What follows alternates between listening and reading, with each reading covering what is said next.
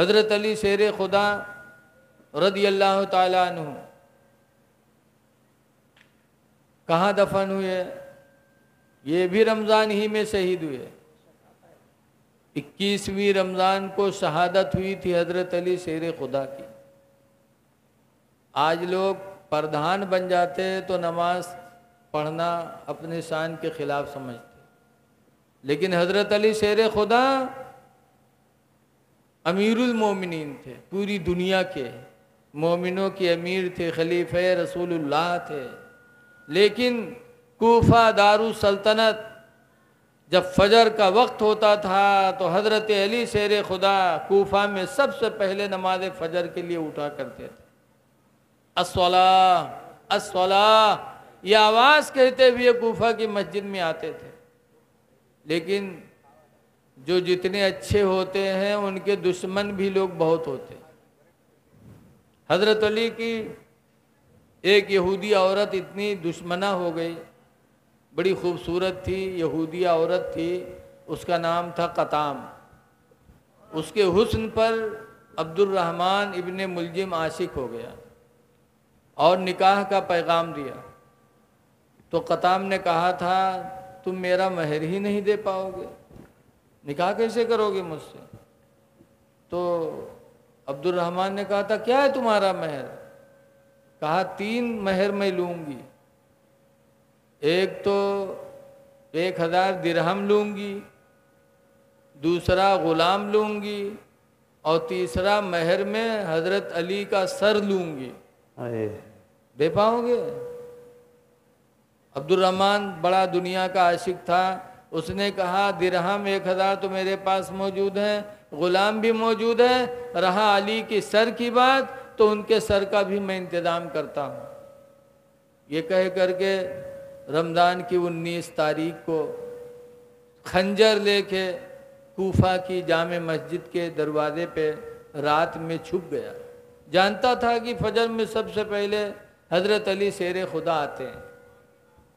गया, छुप गया तलवार लेके। हज़रत अली आदत के मुताबिक सुबह नमाज फजर के लिए आ रहे थे, ऐलान करते हुए आ रहे थे अस्सलाह अस्सलाह, नमाज नमाज, ऐलान करते हुए आते अमीरुल मोमिनीन, लेकिन अल्हम्दुलिल्लाह नमाज में सबसे आगे रहते। आए कूफा के जामे मस्जिद के दरवाजे पर कदम रखा, रोज़े की हालत में थे। जैसे कदम रखा अल्लाहुम्मा अफ्तह ली अबवाब रहमतिका, अल्लाह मेरे लिए रहमत के दरवाज़ों को खोल दे। जैसे कदम रखा वैसे अब्दुर्रहमान इब्ने मुलजिम ने तलवार का वार किया। तलवार हज़रत अली शेर खुदा के कनपट्टी पे पड़ी, हज़रत अली ज़मीन पे गिर गए। देखा कि मस्जिद है और मस्जिद में मेरी शहादत हो रही है, तो खुश होके पढ़ते हैं फुज़्तु बिरब्बिल काबा, रब्बे काबा की कसम में कामयाब हो गया। सुभान अल्लाह, रब्बे काबा की कसम में कामयाब हो गया। मस्जिद है, रमज़ान का महीना है, नमाज फजर का वक्त है और मेरे ऊपर वार हुआ, खुदा की कसम में कामयाब हो गया। सुभान अल्लाह, सुभान अल्लाह। हज़रत अली शेर खुदा को उठाया गया, लेकिन वो जब मार के भगा तो पीछे इमाम हसन आ रहे थे नमाज पढ़ने। उन्होंने भागते हुए देखा, समझ गए कि कुछ गड़बड़ करके आया, तो हज़रत इमाम हसन ने उसको पकड़ लिया और पकड़ा। वैसे पता चला कि मेरे बाप को इसने शहीद कर दिया। तो इमाम हसन ने अब्दुर्रहमान को ले जाके एक कमरे में बंद कर दिया। फिर आए हज़रत अली शेर खुदा को उठाया, दूध का प्याला पेश किया। तो हज़रत अली ने फरमाया कि मेरा कातिल कहाँ है? कहा वो घर में बंद है। हज़रत अली का दिल देखो, फरमाते हैं दूध का प्याला पहले मेरे कातिल को दो।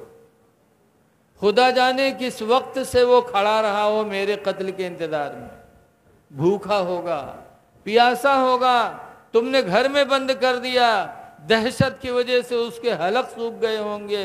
सबसे पहले दूध का प्याला मेरे कातिल को पिलाओ।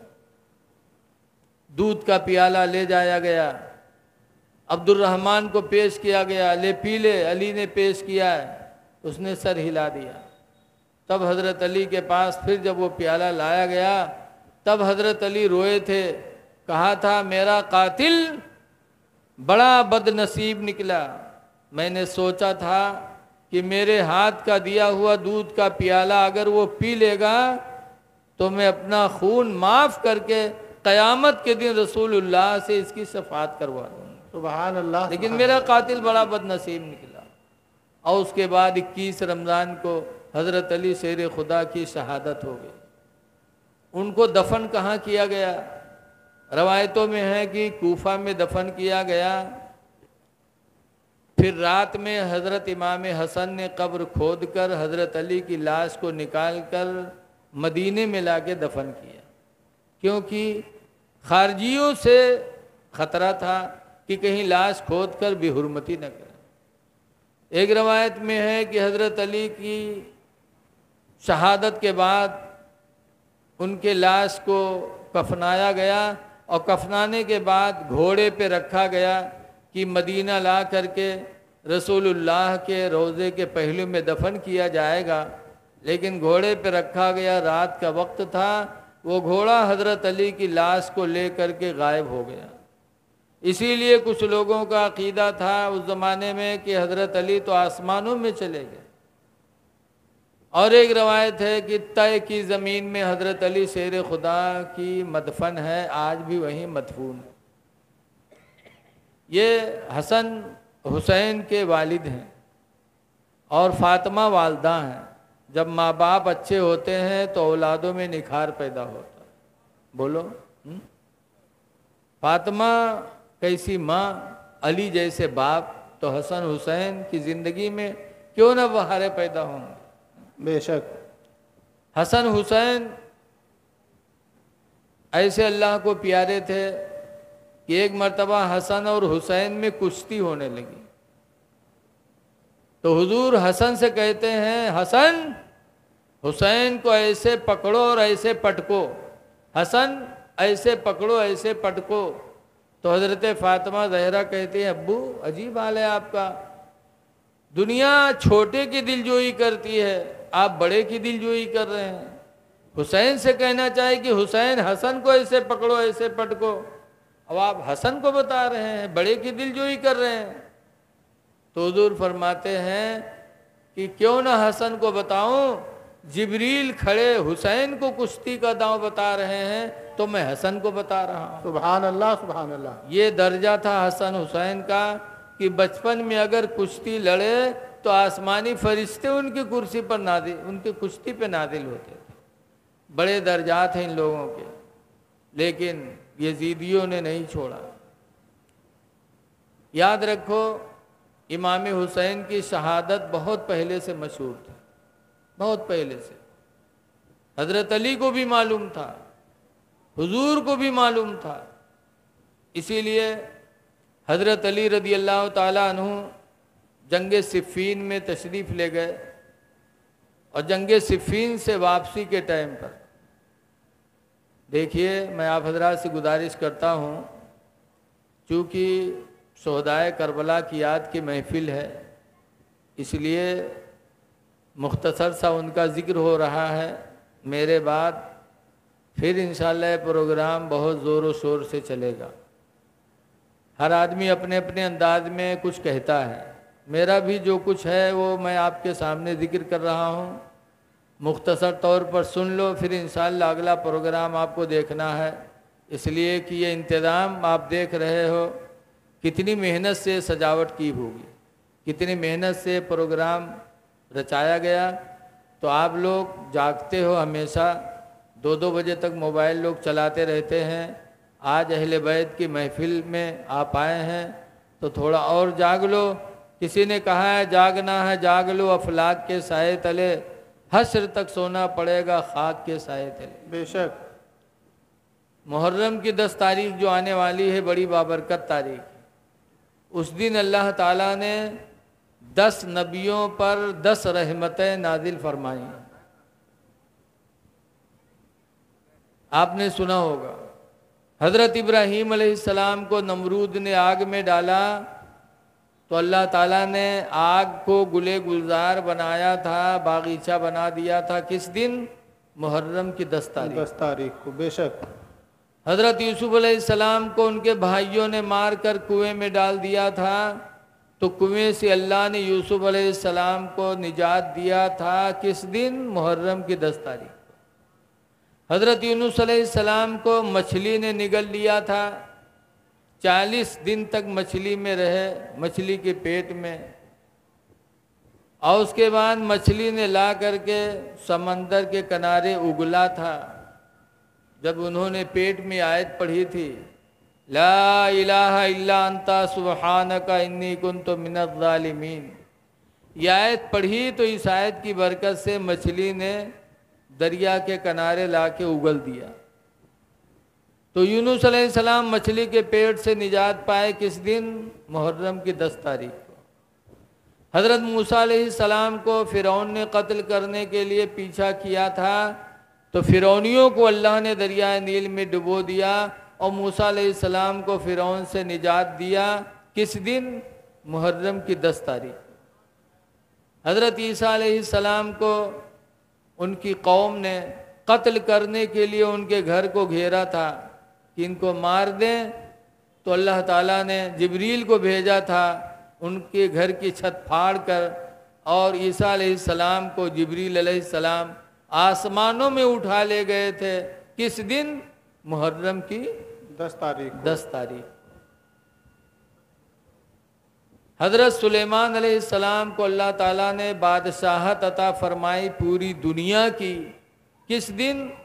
मुहर्रम की 10 तारीख। हजरत नूह अलैहिस्सलाम के ज़माने में पानी का तूफान आया, पूरी दुनिया में पानी, यहाँ तक कि खाने काबा की दीवारें भी टूट गईं, इतना ज़बरदस्त पानी। लेकिन उनकी कश्ती 6 रजब को चली थी, और चलते चलते 6 महीने के बाद मुहर्रम की 10 तारीख को जूदी पहाड़ पर अल्लाह ने ठहरा दिया था। तो नूह अलैहिस्सलाम को उससे निजात मिला कब? मुहर्रम की 10 तारीख को। इसीलिए 10 नबियों पर अल्लाह ने जब 10 रहमतें नाजिल फरमाई मुहर्रम की 10 तारीख को, तो इमाम हुसैन ने अपनी शहादत के लिए भी मुहर्रम की 10 ही तारीख को चुना, वरना 7 मुहर्रम को जब पानी बंद किया था तो 7 ही को जंग हो जाती, 8 को हो जाती, 9 को तो बिल्कुल एकदम से तैयारी हो गई थी। 9 मुहर्रम को नमाज असर पढ़कर हजरत इमाम हुसैन अपने खीमे के दरवाजे बैठे थे और तलवार के ऐसे टेक लगाए बैठे थे, हल्की सी नींद आई, इतने में शोर मची, जंग जंग जंग। हजरत ज़ैनब इमाम हुसैन की बहन खीमे में थी, वो उठी और करीब आई, कहा भाईजान आप सो रहे हैं, ये शोर कैसी है? इमाम हुसैन की आंखें खुली तो अपने भाई अब्बास अलमबरदार को भेजा था, कहा जाओ देखो अब्बास ये आवाज़ कैसी है। जब गए अब्बास तो यजीदियों ने कहा जाके हुसैन से कह दो कि या तो मेरी बैयत करें या तो जंग के लिए तैयार हो जाए।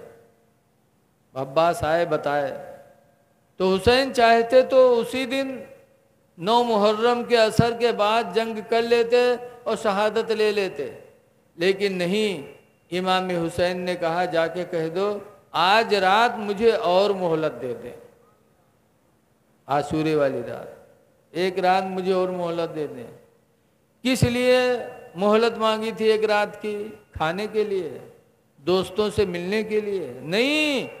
इमाम हुसैन ने इसलिए आशूरे की रात मांगी थी कि ये रात मेरी जिंदगी की आखिरी रात है, इस रात को मैं अपने रब को राजी कर लूं।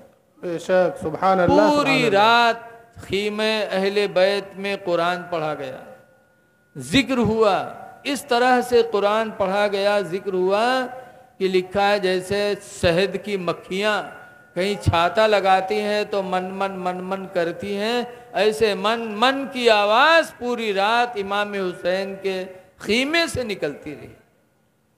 लेकिन आज अफसोस है हम हुसैनी होकर के उस रात को खेल कूद में गुजार देते हैं। उस रात को हम खेल कूद में गुजार देते जिस रात को इमाम ने करबला में कुरान पढ़ के गुजारी थी, सजदा करके गुजारा था। ऐ लोगों, जब वो रात आए तो अहले बैत की जिंदगी सोचो कि इस रात में करबला में इमाम हुसैन के खीमे पे कौन सी मुसीबत थी और इमाम हुसैन के घर वाले इमाम हुसैन उस दिन क्या कर रहे थे। तो उस रात को मुसलमानों को चाहिए ज़्यादा से ज़्यादा कुरान पढ़ें, नमाज पढ़ करके कुरान पढ़ करके अहले बैत के नाम इसाले सवाब करें। तो इमाम हुसैन ने एक रात की मोहलत मांगी थी। क्यों? वो सोचते थे कि मुझे शहादत भी उसी मुबारक दिन में मिले जिस दिन में 10 नबियों पर अल्लाह ने 10 रहमतें नाजिल फरमाई, वरना शहादत तो बहुत पहले ले लेते। एक बात और याद रखो, बहुत से लोग कहते हैं कि हुसैन हुकूमत के चक्कर में गए थे, यजीद को हटाकर हुकूमत करना चाहते थे इसलिए ऐसा हुआ। लेकिन तारीख पढ़ो तो आपको हकीकत का पता चलेगा। इमाम हुसैन जब कूफा पहुँचे करबला, तो हुर ने उनको रोका और उसके बाद 22,000 की लश्कर आ गई जिसका सिपह सालार अम्र बिन साद था। तो अम्र बिन साद को इमाम हुसैन ने कहा, सुनो 3 बातें मेरी हैं, कोई बात मान लो। अम्र बिन साद कहता है बोलो। तो इमाम हुसैन ने कहा था मैं 3 बात कर रहा हूँ, कोई बात मेरी मान लो। पहली बात तो यह है कि कूफा के लोगों ने मुझे ख़त लिखा तो मैं आया, तो अगर तुम लोग चाहते हो तो मैं तुम्हारे शहर में चल सकता हूँ, अगर नहीं चाहते हो तो मुझे छोड़ दो, मैं जहाँ से आया हूँ वहीं चला जाऊँ। एक बात।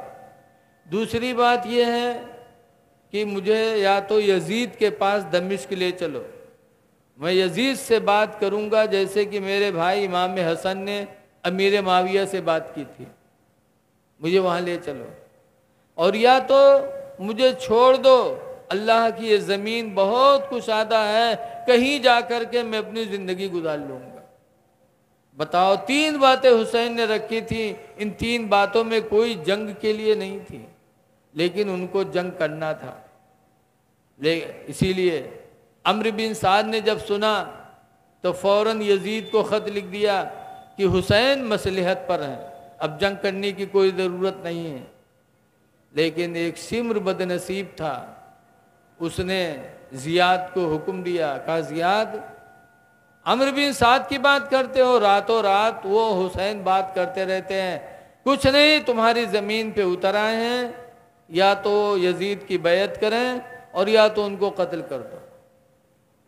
अब सवाल पैदा होता है कि इमाम हुसैन मुरीद हो जाते यजीद से, जैसे आज हम लोग मुरीद होते हैं झूठे के। आज पीरो झूठे, मुरीदो झूठे। मुरीद हो जी, आज हम लोग मुरीद हो जाते। हजरत मुरीद के लिए कहो तौबा करो, तौबा किया, नमाज नहीं छोड़ेंगे, दाढ़ी नहीं बनवाएंगे, झूठ नहीं बोलेंगे, हराम रोज़ी नहीं खाएंगे, किसी की ग़ीबत नहीं करेंगे, सब पीर साहब से करवाए लिए और मुरीद हो गए। और अमल यक्को अपनाइए। पीर साहब फिर लौट के आए, देखिन कि चेहरे पर दाढ़ी नहीं है लेकिन पूछिन नहीं है, नमाज नहीं पढ़े जाते पूछिन नहीं है, झूठ बोले थे पूछिन नहीं है, तो पीर साहब का मतलब ही नहीं है। ऐसे इमाम हुसैन मुरीद हो जाते। लेकिन ऐ लोगों, इमाम हुसैन की ज़िंदगी हमारे तुम्हारे लिए नमूने अमल है। बेशक बेशक, सुभान अल्लाह। आज तो हम लोग बाबा दाई को देखकर मुरीद हो जाते, ये नहीं देखते उसको कि ये परहेजगार है कि नहीं है। इमाम हुसैन ने यजीद के हाथ पे हाथ नहीं दिया। क्यों? यजीद नमाज नहीं पढ़ता था, यजीद शराब पीने लगा था, यजीद ने चेहरे से दाढ़ी बनवा ली थी, यजीद ने शरीयत के खिलाफ हुक्म दे दिया था कि कोई अपनी बहन से भी निकाह करना चाहे तो कर सकता है। मादल्ला, इस्लाम का निज़ाम दरहम बरहम कर दिया था, तो इमाम हुसैन उसके हाथ पे हाथ क्यों देते? ऐ मुरीद होने वालों ज़रा अपने पीर को परखो। आज बहुत कम है जो माशाअल्लाह मुरीद करने के लायक हैं। पीर लोग हैं, अब भी हैं इस रुए ज़मीन पर, अल्लाह वाले अब भी हैं। जैसे कि बिलग्राम शरीफ में सैयद ओवैसे मुस्तफ़ा हैं। एक मौलाना साहब के रहम से दुआ करा, मौलाना साहब मदरसा चलावत रहे हैं। दुआ हुआ कि हजरत के बाद जब चले लागे मौलाना साहब तो 2000 रुपया 500-500 के 4 नोट हजरत का मुसाफम पकड़ावे लागे। हम लोग हुई तो धैली तो लंबी दुआ मांगी, लेकिन हजरत ने कहा मौलाना पैसा रखो और मदरसे का चंदा मत खाया करो। वाह। मौलाना के पैर के नीचे ज़मीन निकल गई। मौलाना घबरा गए, कहते हैं कभी कभी थोड़ा बहुत कुछ हो जाता है, लेकिन हजरत ने जब से उस दिन कहा उस दिन से मैंने तौबा कर लिया और कमेटी से अपनी तनख्वाह बंधवा ली। तो पीर हो तो ऐसा पीर हो, हैं? बेशक सुभान रोशन अल्लाह। ज़मीर पीर हो। ये नहीं कि मुरीद कुछ नहीं कर रहा है और पीर साहब कुछ बोल भी नहीं रहे।